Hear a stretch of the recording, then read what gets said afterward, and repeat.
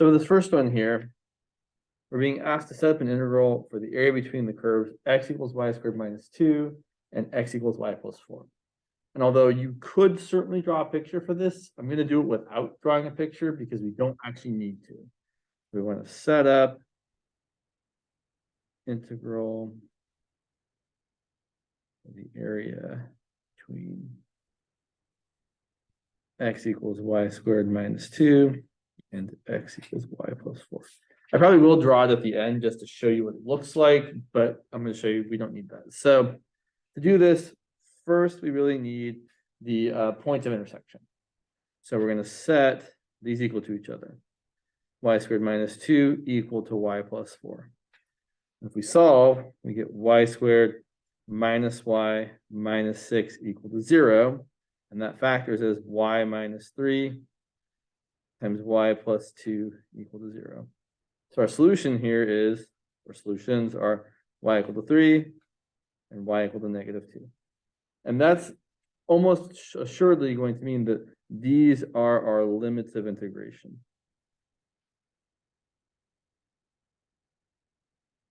So I'm pretty sure that to find the area between these two curves, it's going to look something like the integral from negative 2 to positive 3. And if it was dx, I would be thinking top minus bottom. But since it's dy, I'm thinking right minus left.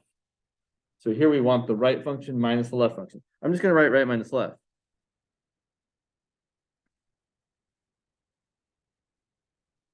In either case, when you're doing the subtraction, it's always the function that has bigger values minus the function that has smaller values. So to figure out which one's bigger on the interval between negative 2 and 3, pick any number. I should say pick any value for y between negative 2 and 3. Let's pick 1. So if I plug in 1, so for x equals y squared minus 2, I'm going to get x equal to 1 squared minus 2, which is negative 1. And for x equal to y plus 4, I'm going to get x equal to 1 plus 4, which is equal to 5. Oh, well, that's clearly the bigger one. So that's the bigger one, meaning the y plus 4 function is the one that's further to the right. So if I'm going to set my integral here, the area is going to equal the integral from negative 2 to 3 of my bigger function, my rightmost function, which is y plus 4.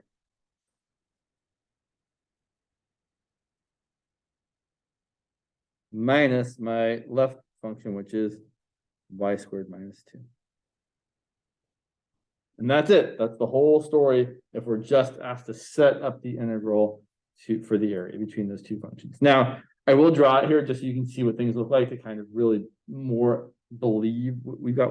If you're going to graph this, x equals y squared minus 2 is a rightward opening parabola shifted to the left by 2.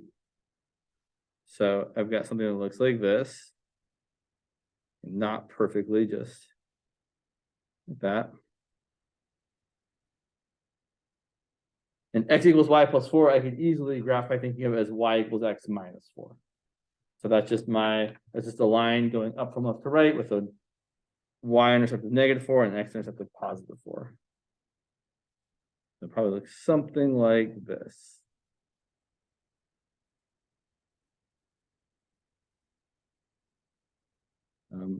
Sure, I solved for y equals x minus 4. And these points here, I don't know what the x-intercepts are, but I know this one is something comma negative 2, and this is something comma positive 3. And so if you were actually drawing this and thinking about it, you would then, you would take a horizontal strip and see that, oh yeah, the area of that strip is the length of that strip, which is the right minus the left, times the width of that strip, which is just a small change in y. So that's the idea, kind of working backwards. Questions about this from anyone? Oh, by the way, do make sure you fill out the attendance form when you have a chance. For those of you on Zoom, I'll put it in the chat when I have a second, but I used to have like, so for some reason on this computer now, oh yeah, are they working finally? The sticky notes on this computer weren't working, and I put them, like I put all my notes on the sticky notes. There we go. Awesome. There's the link. Great. It's working again. So wonderful. I'm so happy. It makes my life just a tiny bit easier. Cool. So for those of you on Zoom, here is the attendance form. Please do fill it out when you have a moment. All right, let's look at this other question, which has the same sort of setup. Go back and look at it. It is to set up the integrals, plural, for the area enclosed by f of x equal to x to the fourth plus 16x and g of x equal to x to the fifth plus x to the fourth. So same idea. We are going to do this by first for f of x equal to x to the fourth plus 16x and g of x equal to x to the fifth plus x to the fourth, setting those equal to each other. So we do that. Let's see what we get. If x to the fourth plus 16x equal to x to the fifth plus x to the fourth. And right away, we can cancel out the x to the fourth, which is definitely what we should do. All right, 1 second. So after doing that, I've got 16x equals x to the fifth. I probably bring everything to the right and have, oh, so one thing we shouldn't do here, we should not divide both sides by x. So we divide both sides by x, we're going to lose x equal to 0 as a solution. So instead, we should bring everything to the right or left, either way. 0 equal to x to the fifth minus 16x. And then we should factor as much as possible. So factor, we're going to factor out an x. You have an x to the fourth minus 16. X to the fourth minus 16 is the difference of squares, right? That's x squared squared minus 4 squared. So we can rewrite that as x times x squared plus 4 times x squared minus 4. The x squared minus 4 is the difference of squares again. So that's going to be 0 equal to x times x squared plus 4. That's going to be x plus 2 times x minus 2. So these functions intersect each other at 3 different points. They intersect at x equal to 0, at x equal to -2, and x equal to +2. What we have to do here is on each potential interval, we have to determine which function is larger. So I'm going to make something up that's probably not accurate. But here's the idea. Let me think here for a second. Sure. So I don't know what these functions look like exactly, but I know they cross each other at 0 and at 2 and at -2. So maybe they look something like this. And again, I'm just making stuff up. Let's say that one of them looked like that, and the other one looked like that. That's not what they really look like, but we're saying, oh, look, they cross each other at 2 comma something. And I did 0 comma 0 because I know that the y output 0 there, and at -2 comma something. So the idea here is that to find the area between these two functions, we're going to have to do from -2 to 0 the integral of the bigger function minus the smaller function dx, plus from 0 to 2, the integral of the bigger function minus the smaller function. And the thing is, they might change, they might not. You could have functions that touch each other 3 times, but the one that's always on top stays on top. Right? So maybe you actually had something that looked like this.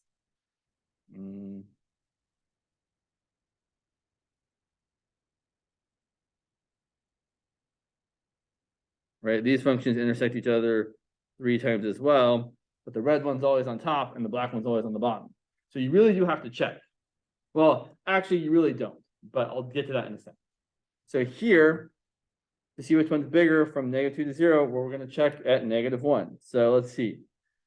F of -1 is -1 to the fourth plus 16 times -1, which is -15. And g of -1 is -1 to the 5th plus -1 to the 4th, which is 0. So on the interval from -2 to 0, g is the bigger function. And then if we check the other interval, let's plug in 1. F of 1 is 1 plus 16, which is 17. And g of 1 is 1 plus 1, which is 2. So on the interval from 0 to 2, f is the bigger function. So to set up the area here, and I feel like I've kind of left myself without a lot of room here, let's write our answer up here. The area is going to be on the interval from -2 to 0, we have to do g minus f because g is the bigger function. So we're going to do x to the 5th plus x to the 4th minus x to the 4th plus 16x.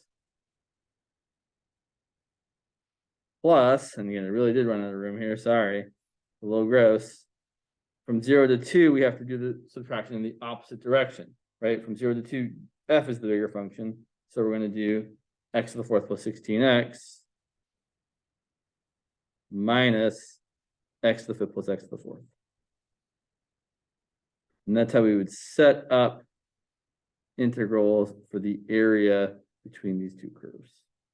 I mean, sorry, it's a little squished in there. Questions about this? Okay. One thing I'll say, and some people are more cool with this than other people, is that you could totally kind of ignore which one's on top and which one's on the bottom if you just put absolute values around each of your integrals. So you could totally have done this as, for example, the absolute value of the integral from -2 to 0 of f minus g dx plus the absolute value from 0 to 2 of f minus g dx. And just not pay attention at all to which one's bigger and which one's smaller. Because if you take the absolute value of each part, they'll come out positive. I don't recommend doing that, but it is something people do sometimes. It's kind of the lazy way of doing it. You do still have to worry about breaking it up at all the places they intersect, though. Right? It would definitely be incorrect to say it's the integral from -2 to 2 of whichever one minus whichever one. That would give you not the right answer. Okay, let's move on and talk more about u-substitution. So, said this a couple times, I'll say it again. In my opinion, u-substitution is your default go-to method of integration if you're not sure what to do. Like if you look at the integral and you don't know how to anti-differentiate it right off the bat, try a u-sub or think about trying a u-sub. Let's look at some relatively straightforward examples. Relatively. Where'd you go? Sure. Sorry. One example I wanted. Not you. Not you. Sure, you're fine. So let's look at some really not some good ones. Let's look at something like the integral of 5x to the 4th times e to the x to the 5th. Okay, a couple things. When you're looking for a u-sub, actually, let's do this one first and then we'll talk about this. So here, a good choice for u is x to the 5th. For the main two reasons we typically pick a u. Reason one, the derivative of u is also in your integral. It's exactly there, right? du dx is 5x to the 4th. Or as I prefer to write, du is equal to 5x to the 4th times dx. The other good reason that u equal to x to the 5th was a good choice was because it was stuck. That x to the 5th is stuck in the exponent of e to the whatever. And that's usually a good indication that that's a good candidate for your choice for you. It's stuck in some place where you kind of can't really simplify it out of there.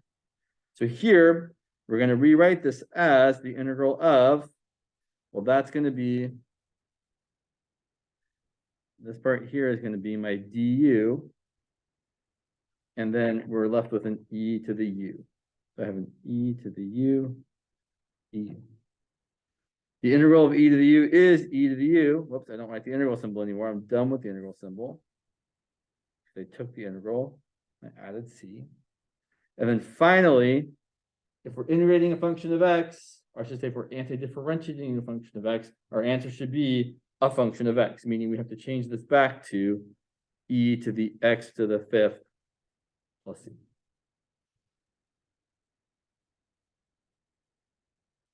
So when you're thinking u-substitution, there are two motivations for picking u. So I can substitution, I always want to like probably not spell right. Okay, fine. So if you're thinking u-substitution, you would generally like both of these things to be true, although in reality, neither of them actually have to be true to be able to use u-substitution. But number one, we would really, really like for whatever we choose for u, whatever our choice of u is, we would like the derivative of u to also be in the integral. That is the ideal situation. And secondly, usually we look for u inside some other function or stuck in some other function. Wow, I can spell. So here, our choice for u, x to the fifth, was stuck inside the exponent. Or in this next example, sure, this is not, so I feel like my next example is not a good example of that, so let's look at something else first. Let's look at something like the integral of, sure, sine of x times the square root of 6 minus cosine of x dx.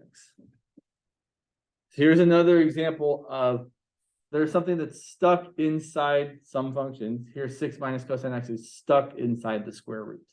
And that's a good choice for you. One, because it's stuck inside the square root, but more importantly, because its derivative is sine of x. And so its derivative is exactly showing up.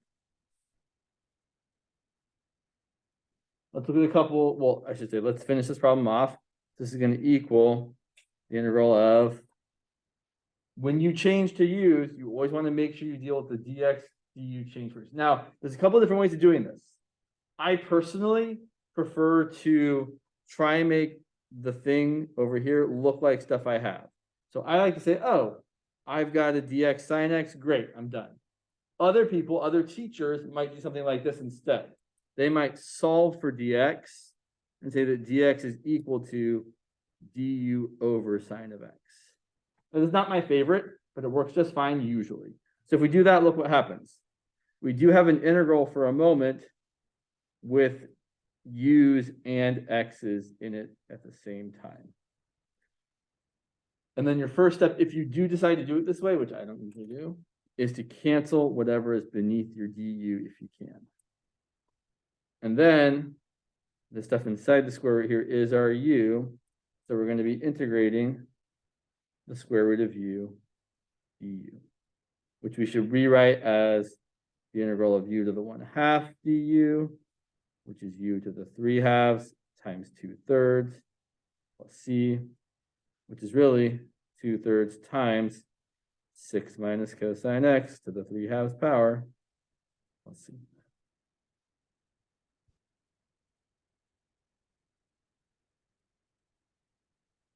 Look at a couple more examples before we make it a little bit dicier. Let's say we've got this next one here. Where'd you go? Sure. Let's look at the integral of the natural log of x divided by x. So every time when you see an integral, and here's the truth, after we learn more methods of integration, you're going to probably have an exam where someone's going to say, integrate these things, and they're not going to tell you what method to use or even what method to try. So when you look at something, you have to be able to be like, well, what should I try? And usually the thing we're going to try first, in my opinion, is, can I do a u-sub? Is there a good choice for you here? Well, I've only got one choice. I guess technically I've got two choices. You could let u equal 1 over x, but the derivative of 1 over x is negative 1 over x squared. or we could let u equal natural log of x. And the derivative of the natural log of x is 1 over x, which we have, which is great. That's always what we're looking for. I usually people kind of skip right in this. So I want to remind you all, I'll remind you all in like 3 weeks when we're doing the u-substitution, people are like, what's du mean again? Du is really just your derivative of your function, whatever you chose for u, and then we multiply it by dx. So du is the differential 1 over x times dx. And then we exactly have that, right? We could even write this as natural log of x times 1 over x dx, which is going to be, all right, I'm going to say it again and again and again. Make sure you deal with dx turning into du first. So I'm seeing, oh, great, 1 over x dx, that is du. And then I can deal with the rest. The reason I mention this is because eventually we'll see some examples where there might be some things that look like you want them to be your u, but they're really not. They're really your du. So that's why I'm saying this, because things can be a little, it's always the most important part to take care of first. And then we have a u here. And then we anti-differentiate, and we get u squared over 2 plus c, and then we plug back in, and we get the natural log of x quantity squared over 2 plus c. And I will say, up until recently, I would have always written this like this. In the last maybe 2 or 3 years, I have seen alternate notation where you do kind of like the same thing you do for sine or cosine, where people like to write this as natural log squared of x over 2 plus c. I hate this personally. I think it's the most awful thing I've ever seen in mathematics potentially, but it's totally fine if you want to write it. I will just judge you a lot. But I won't see it, so you won't really be judged. And really, you should write whatever your teacher wants you to write or what you're more comfortable with. So I don't like this personally, but that is me. If you like this, totally write it that way. So one more example, and then we'll kind of come back around. Yeah. Let's say we want to find the integral of tangent cubed x secant squared x dx. And I will point out when we come back around to looking at trig integrals a little bit more in depth, we'll actually see that there's a couple different ways you can go with this one, which is kind of cool. But for now, we'll make the obvious choice. We want to pick u so that the derivative of u is also there. I'm going to pick u to equal tangent of x. One, because tangent of x is kind of stuck, right? Really, this integral is the integral of tangent of x quantity cubed times secant of x quantity squared. So tangent is stuck being raised to some power. It's inside some other function. But more importantly, we have chosen u to equal tangent because the derivative of tangent is secant squared x. So du is secant squared x dx, and we exactly have a secant squared x dx in our integral. So once again, we are making the choice for u because its derivative is there. So that's going to be my du. That's going to be my u. So we're going to write this as the integral of u cubed du, which is u to the 4th over 4 plus c, which is going to be tangent to the 4th of x over 4 plus c.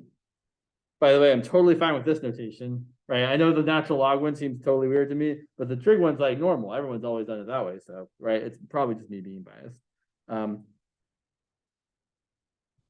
So all of these examples have worked because the derivative of our choice of u was also an integral, right? And let me just recap for a second here.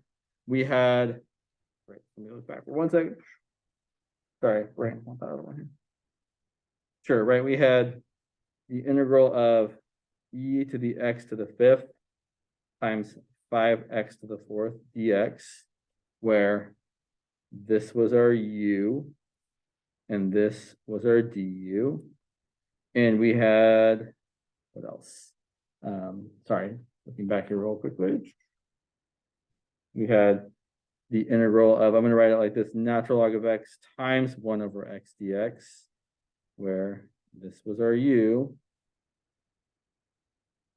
this was our du, and we also just did the one up here, the integral of tangent x quantity cubed times secant squared x dx, where tangent of x was our u, this was our du.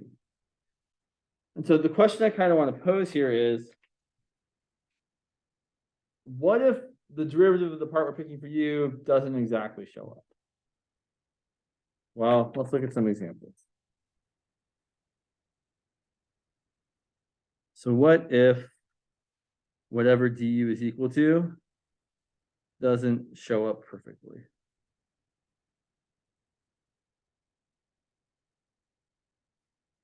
And although I'm really thinking of one thing in particular, there's actually two different things that actually kind of happen where we see this, where we might be able to deal with it.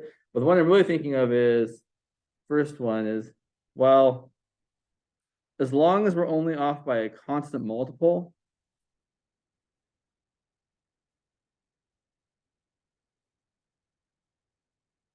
we can make it work. We can deal. So let's look at an example. Let's look at, say, I want to find the integral of x to the 7th times x to the 8th plus 2 to the 9th power. I guess you could multiply this out if you really wanted to, but 9th power is kind of a bit much. So here's what I'm going to say, and this might sound kind of wrong, but I'm going to say it anyway. When I look at this, I see a u, x to the 8th plus 2, and I see that its derivative is there. Because the derivative of x to the 8th, I don't really care about the constant. The derivative of x to the 8th is 8x to the 7th, and I'm just happy that the x to the 7th is there. The 8 we can fix. So if you're taking a choice for you and you're seeing its derivative is essentially there, but you're off by a constant, you're good to go. That's a great situation. So we're going to let u equal x to the 8th plus 2. And then our du dx is going to be 8x to the 7th. Now, there's a couple different ways people like to deal with this. I'll show you two ways that are both perfectly good. The way I prefer to do this, I like to make the right-hand side of this look like what I have in my integral. So I personally am going to multiply both sides by dx. Say I have du equal to 8x to the 7th dx. And then I'm going to divide both sides by 8, or multiply both sides by 1/8. And say that 1/8 du equals x to the 7th dx. That's how I prefer to do this. But I'll show you another one in just a second. So you don't have to, but I kind of like to rewrite this so that the parts that make up my du go together. So I might rewrite this as x to the 8th plus 2 to the 9th times x to the 7th dx. Not required at all. It just helps me see, oh, look, there's my x to the 7th dx. So that's going to equal 1/8 du. And this part here, that's my u raised to the 9th power. So now we can rewrite this as, and now what usually people do, we could write this as du times 1/8 times du. But for integrals, it's always totally fine to factor out any constant multiples. So most people jump straight to saying, oh, this is 1/8 times the integral of u to the 9th du.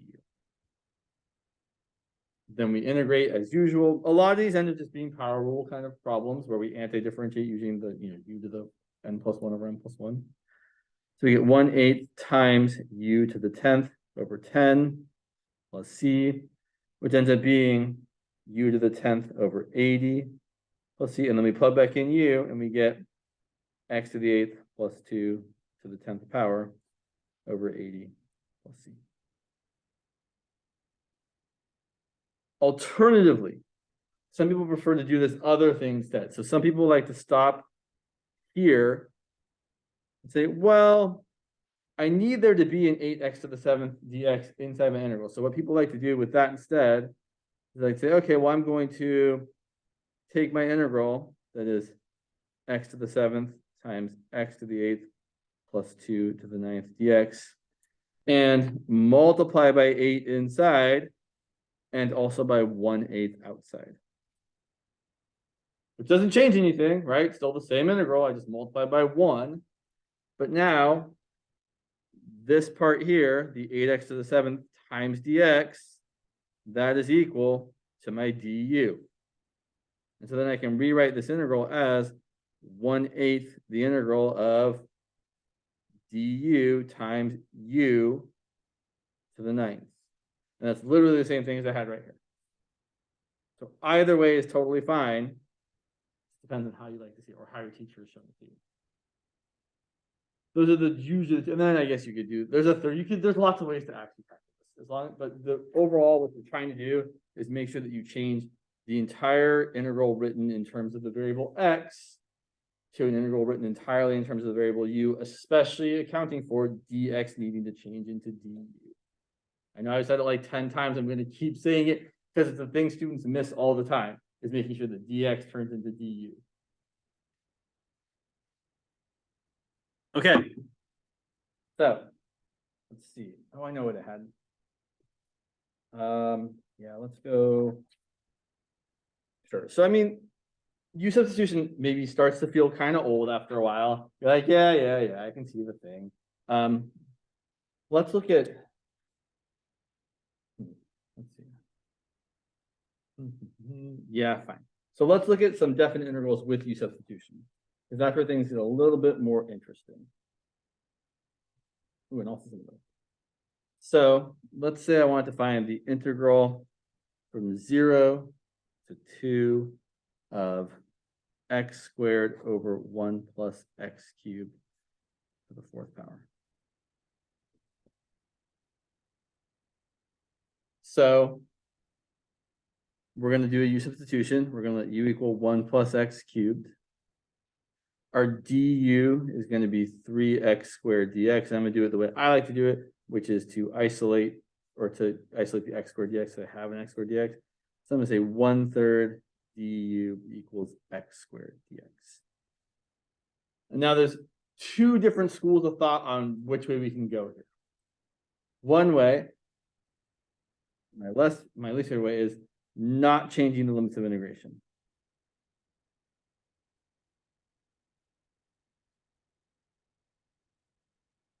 So if you do that, some people just don't write them at all, or some people like to write that these are x limits. So I will point out these limits of integration here, 0 and 2, those are x values.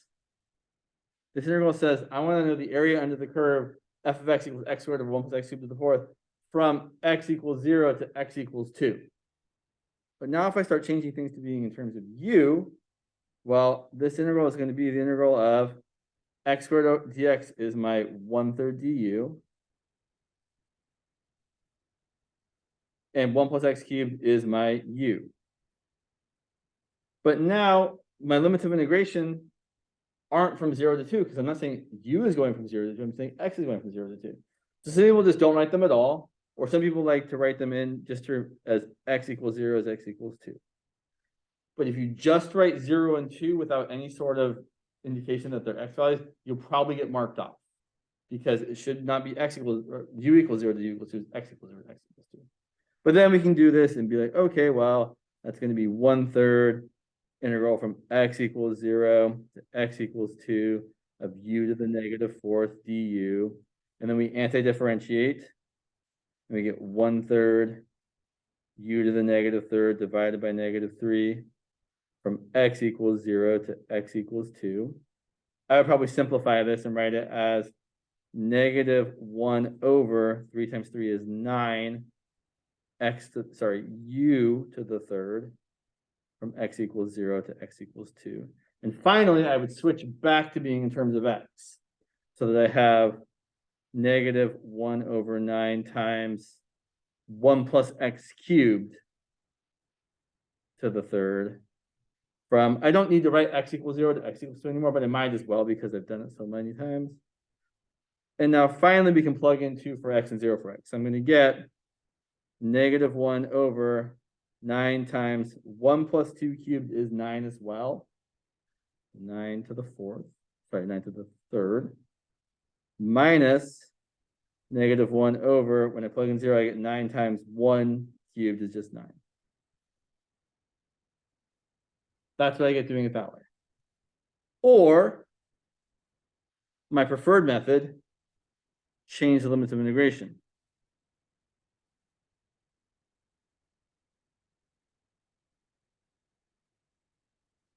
So we're still going to get the same integral.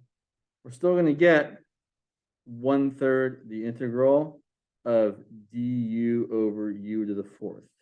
The difference is now we're going to say, well, I know that if x equals 0, that's my lower limit of integration, u is equal to 1 plus x cubed. So that means u is going to equal 1 plus 0 cubed, which is 1. So that's my new lower limit of integration. And for x equal to 2, u is equal to 1 plus 2 cubed, which is 9. And that's going to be my upper limit of integration. And in my opinion, this is much nicer because after we're done with the integration, we can just plug those limits in. We don't have to go back to plugging in what u is equal to in terms of x. So here we get 1/3 the integral from 1 to 9 of u to the -4th. We integrate, we get 1/3 u to the -3 over -3 from 1 to 9. I would probably do the same sort of simplification and write this as -1 over 9u cubed from 1 to 9.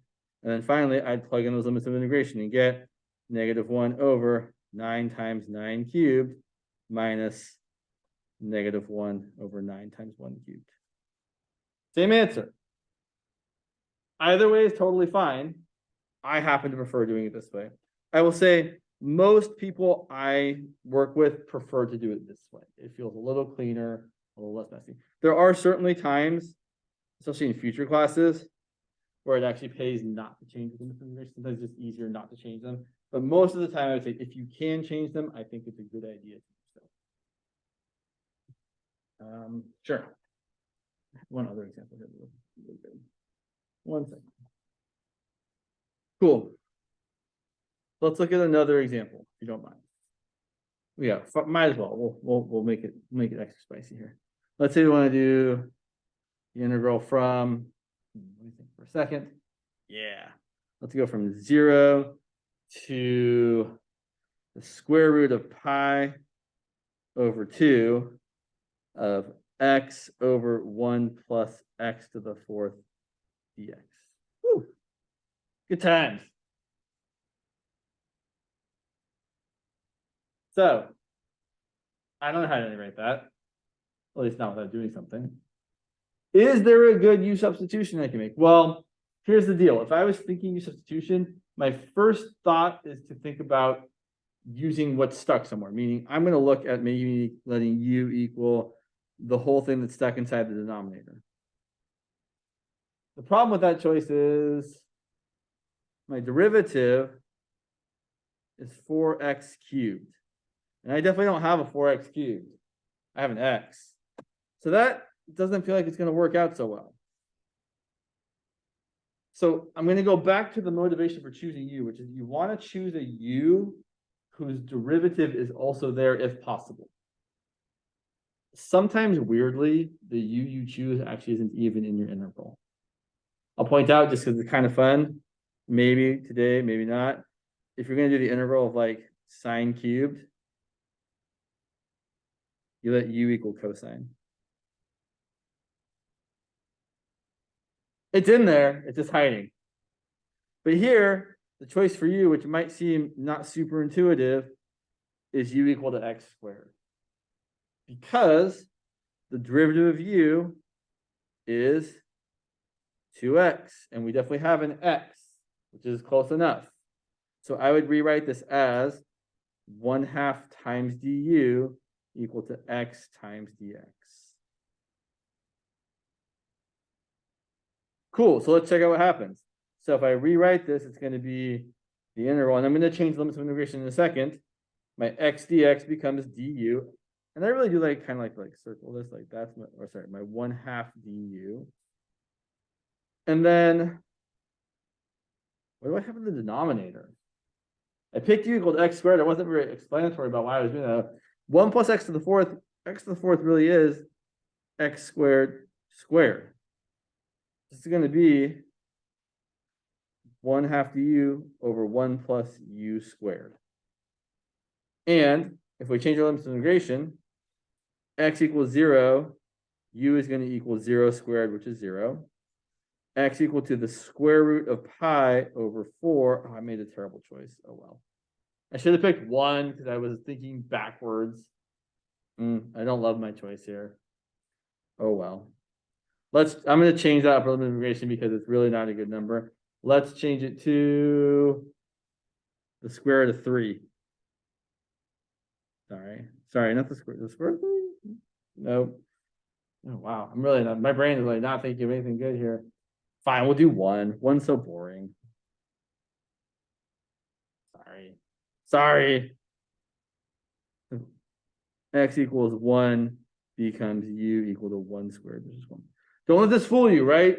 We are changing limits of integration, even though they end up looking exactly the same. You do need to think about changing them. So then,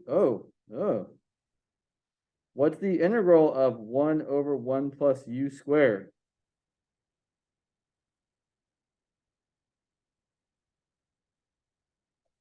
Arctangent. So this is one that we're expected to know. Eventually, we'll learn about how to actually prove it, other than just knowing it's the derivative of arctangent. There's like a process you can use to actually find this integral. Not that you should, but this is going to be 1/2 the arctangent of u, evaluated from u equals 0 to u equals 1, because we did change the limits of integration, even though they look the same. And that's going to be 1/2 arctangent of 1 minus 1/2 arctangent of 0. And that's going to be 1/2 of pi over 4 minus 1/2 of 0, which is pi over 8. Okay. So I have a handout, which I would encourage all of you, all 1 of you on Zoom, if you're watching this video later, to look through when you have a moment that you think is worthwhile. It's not so much that these integrals are hard, it's that they are integrals that we should be able to do in our head without doing a u-substitution. So these are all examples of what we commonly like to refer to in the AATC as mini u-substitutions. So now let's run through these real quick. Yeah, we got enough time. So if I want to integrate 1 over x plus 5, it's going to be the natural log of the absolute value of x plus 5. Because the derivative of the natural log of the absolute value of x plus 5 is 1 over x plus 5 times 1 because of the chain rule. In a similar way, the integral of 1 over 2x minus 3 is going to be the natural log of the absolute value of 2x minus 3, but not quite. Because if you take the derivative of this, the chain rule is going to make you end up multiplying by a 2. Right? You get 1 over 2x minus 3 times the derivative was 2. So we need a 1/2 to account for that. All right, let me ask both of you guys. For this next one, if I get the natural log of the absolute value of 6 minus 3x, what do I have to multiply by out in front here, or divide by, whatever you want to say? What coefficient do I need out in front here to account for what's inside the logarithm here? I need a negative 1/3, exactly. And same idea here. If I'm going to integrate 1 over ax plus b, it's going to be the natural log of the absolute value of ax plus b. And then I need to multiply by a 1 over a. Because I take the derivative here, I end up multiplying by a. And we see the same sort of thing happening for all these things. So I should maybe have written up at the top here, right? Here we know the integral of 1 over x is the natural log of the absolute value of x. And here we know the integral of e to the x is e to the x. And here the integral of sine of x is negative cosine of x. I'm leaving off the plus c because we all know it should be there. And the integral of cosine of x is sine of x. So these are just variations on that. Whenever you multiply your variable x by a constant, it changes the function a little bit, right? The integral of e to the 3x is e to the 3x, but we also need a 1/3 to multiply away the eventual 3 that we would multiply by if we took the derivative and used the chain rule. Plus c. Same deal here. The integral of e to the negative 2x is going to be e to the negative 2x times a negative 1/2. Or the integral of e to the x over 8 is going to be an e to the x over 8 times a 1 over 1/8, aka multiplied by an 8. Or the integral of e to the ax is going to be e to the ax times a 1 over a. And it just goes on, right? Each of these things where you're just taking your variable x and multiplying by a constant are just like the derivative. If you use the chain rule, would make you multiply by that constant because the derivative of a constant times x is just the constant. The antiderivative ends up making you divide by that constant. So here, the antiderivative of sine of 3x is going to be negative 1/3 cosine of 3x. Let's see. And the antiderivative, oh, sorry, the antiderivative sine of negative 2x is going to be negative 1/2, so positive 1/2 cosine of negative 2x. And the antiderivative sine of 1/4 x is going to be negative 4, or the reciprocal of 1/4 cosine of x over 4. I do recommend when you write something, when you see that, if you see this as x over 4, you might want to think of that as 1/4 times x, just to make it a little more obvious that you still have just a constant multiple of x. And here, finally, the antiderivative sine of a constant times x is just negative 1 over that constant times cosine of ax. And the same stuff here. Antiderivative cosine of 4x is going to be 1/4 sine of 4x plus c. The antiderivative cosine of 1/2 is going to be 2 cosine of 1/2 x. Oh, so whoa. Sorry, I got caught up because I was saying in my head that I forgot to say the x part, and I was like, oh, sorry, that's equal to 2 sine of 1/2 x. Let's see. The antiderivative cosine of negative 3x should be negative 1/3 sine of negative 3x. And the antiderivative cosine of ax should be negative 1 over a, positive 1 over a sine of ax. Let's see. So these are all examples of things that you could use a u-substitution for, right? Like you could definitely, if I was integrating, for example, sine of x over 4, I could do a u-sub there. I could say, all right, u is x over 4, or if you prefer, 1/4 times x. My du is 1/4 dx.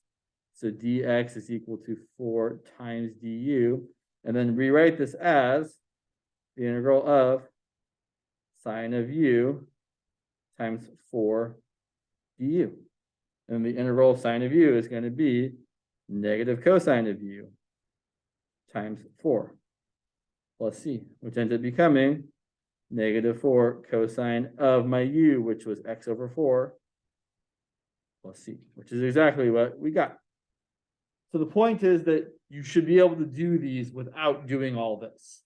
It's certainly fine to do all these steps if you need to do that to see it, but eventually we're going to be doing so many integrals that we want to be able to do the easy ones really fast. All right, that's all I got.